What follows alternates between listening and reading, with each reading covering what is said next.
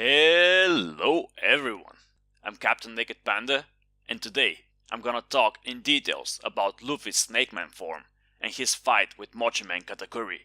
And not if, but how will Luffy be the last man standing after the final clash. But first, the new intro.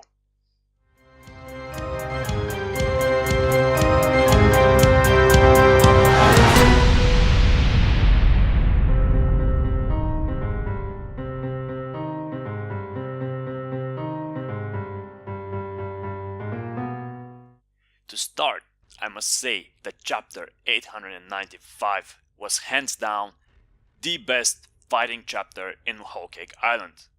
And if animated properly, it can become one of the most iconic fights in One Piece. Of course, in my honest opinion. This fight brings the old atmosphere of desperation, pushing through one's limits, prodigy versus mastery, past versus present, honor versus honor, and in the end, undeniable mutual respect. This creates such an atmosphere in the fight that whoever loses, you cannot help but feel compassion for the loser. This kind of overwhelming feelings are what hooked me initially to One Piece, and I needed this kind of chapter to be reminded of the true nature of the fights in One Piece. So thank you Oda, the waiting was worthy. But I need to let the hype go down a little bit because the fight has several points that needs calm analysis, or at least calmer analysis. Even though I'm excited because I have a feeling that I got some of my predictions for Snake Man correct. I can see two possible outcomes of the fight, and both of them ends up with Luffy winning. In one of the options, defense will be the key, and in the other option, the offense is the key. But first, a few comments on the design of Snake Man. I can say that I'm not disappointed at all in the design. I'm really glad that Oda didn't go over the top with some crazy design making Luffy look more snake-like. This way it seems more consistent with the other forms. Also, I love that Oda made clear difference of which parts Luffy's body are buffed.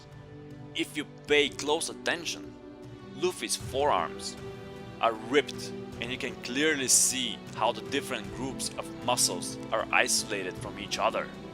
If you check the same thing in Bounceman, his arms are ripped again, but they look much more like a single muscle body. If I have to explain that with an example from real life, Bounceman looks like a boxer power puncher who needs to find the balance between mass and speed. And Snake Man looks like a kung fu master who gets his power from speed and precision. I'm not making this comparison by coincidence. I did it because that is what I predicted in my last video for Snake Man, and I will repeat it here again. I believe that each of the Gear 4 forms is related to a specific fighting style, and the ones that we have seen until now are boxing, sumo, and kung fu. For more details, I will leave a card in the top right corner, so you can check my Snake Man prediction and foreshadowing video. But generally said, in Snake Man, Luffy gets much faster and explosive muscles like in kung fu. And this makes perfect sense again, since this is the speed form for Gear 4. So I repeat, the appearance for me is very satisfying, and it makes perfect logical sense. Next point that I want to discuss is one thing that disappointed me in the last chapter. I was straight disappointed with the defensive skills of Snake Man. So much talking about observation haki, flashback with Riley, sensing the aura unconsciously, and then it seems that Snake Man was not able to dodge a single attack, while Luffy was able to dodge attacks in Gear 2nd.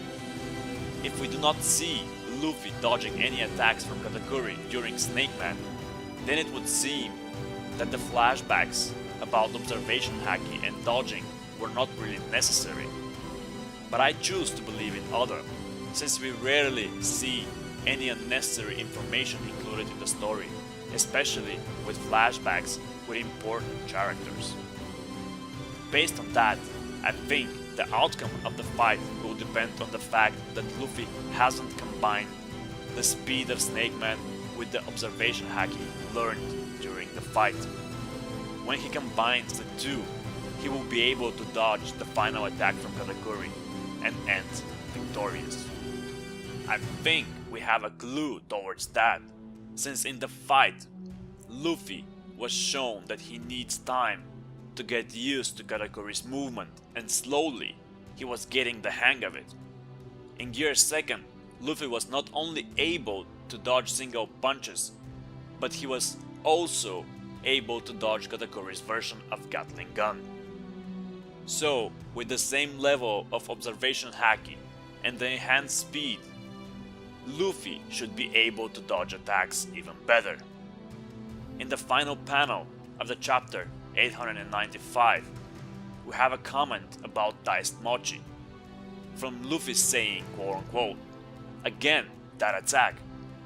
So now, maybe that he has seen it once in Snake Man form, he can get accustomed to Katakuri's fighting style faster than in the Gear 2nd, and he will be able to dodge it. This will add some validation to all the flashbacks and Luffy's learning to dodge with his unique ability of observation haki. If not, I repeat again, it would seem that the flashbacks about observation haki and dodging were not really necessary. This is the outcome I see if the fight is decided by defensive ability and observation haki. But how would it be decided if Luffy has to rely purely on the offensive abilities?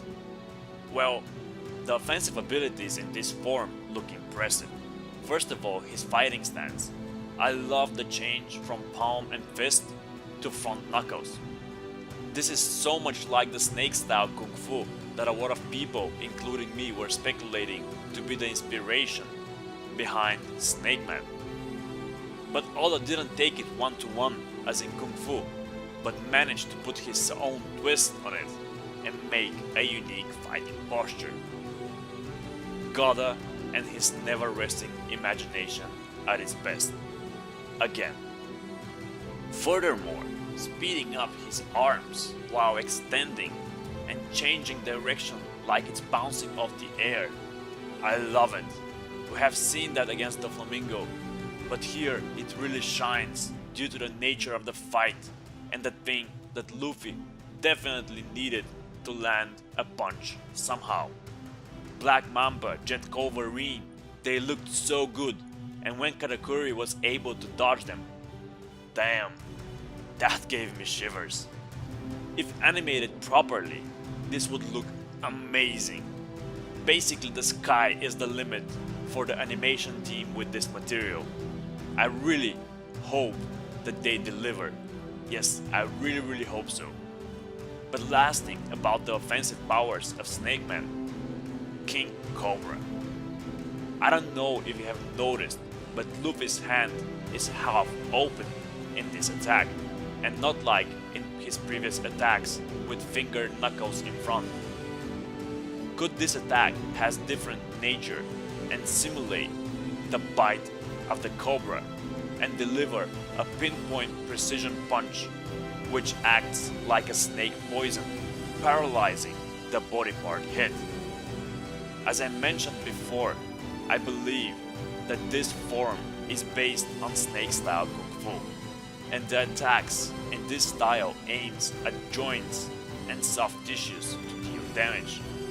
If this fight is gonna be decided by offensive abilities only, with the attacks that we saw in the final panel of chapter 895, I can imagine the scene where both of them land their attacks. But Katakuri's attack is with pure destructive aim, and Luffy's attack has the purpose to immobilize the opponent in time, like the venom of a king cobra. Imagine the following scene. After both attacks land, we see both Luffy and Katakuri lying on their backs, but only Katakuri's consciousness and complimenting Luffy that he fought well, seeming that Katakuri has won.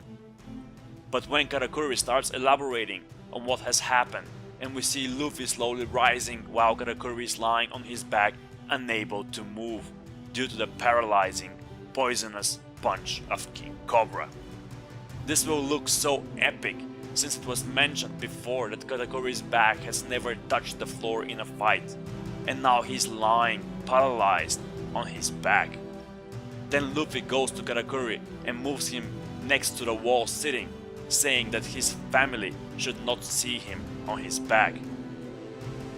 Man, if the fight ends like that, it will be so emotional that I will feel gutted that we won't see more interactions between Luffy and Katakuri.